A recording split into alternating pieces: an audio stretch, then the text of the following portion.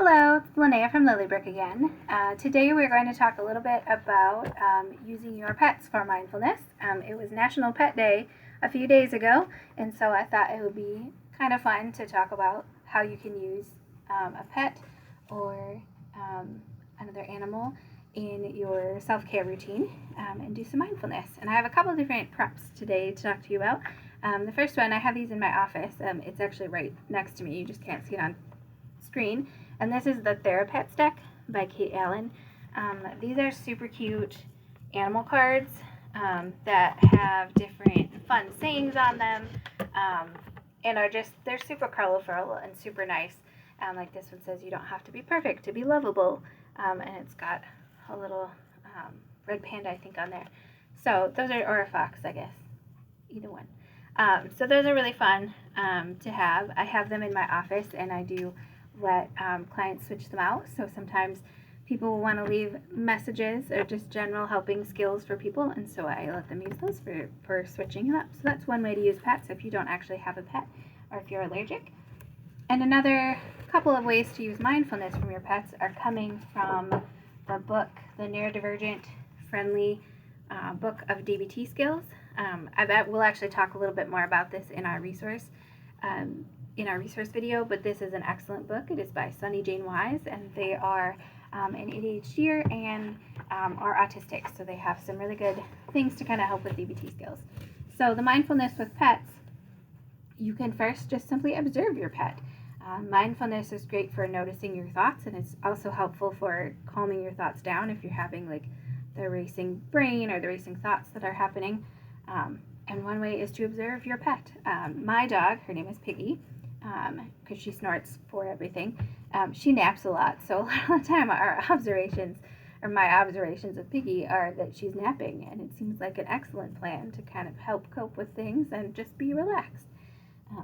So you can also see if your pet's awake, like what are they doing? Are they looking at you?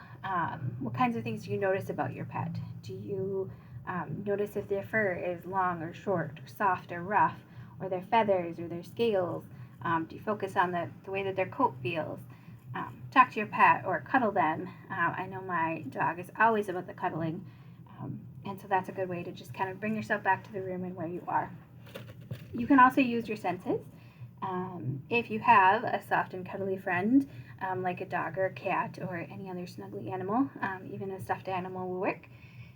You can hold them or cuddle them, obviously giving and letting go of them if they don't want to be held or cuddled at the moment, but you can use your senses to focus on the way they feel, the way they sound, if they're barking or purring, the way they smell, although maybe not so much if your dog or cat needs a bath. And of course, it says in here, maybe don't taste your pet though, so maybe just use your other senses to see them. And then, sometimes, doing mindful activities with your pet. So if you have a dog, walking your dog outside and taking time to notice the things that they're sniffing, what they look at, what makes them excited, what makes them back off, what makes them not want to, continue, or makes them really excited to continue. I know my dog completely ignores squirrels, which I don't know how she does that because they're always there, but she just completely ignores them. So that might be a good way to practice ignoring something that you feel like you should not pay attention to either on your walk. You can also give your pet a bath if they need a bath, or read them a book, or listen to some music, or if you are a pet owner who does yoga and you try to do yoga with your pet, I'm sure you know the struggle of trying to be in a yoga pose where your pet is also trying to sit on you. So you can use mindfulness in lots of different ways to make sure that you can be calm, and it builds a bond with your pet, which is always exciting.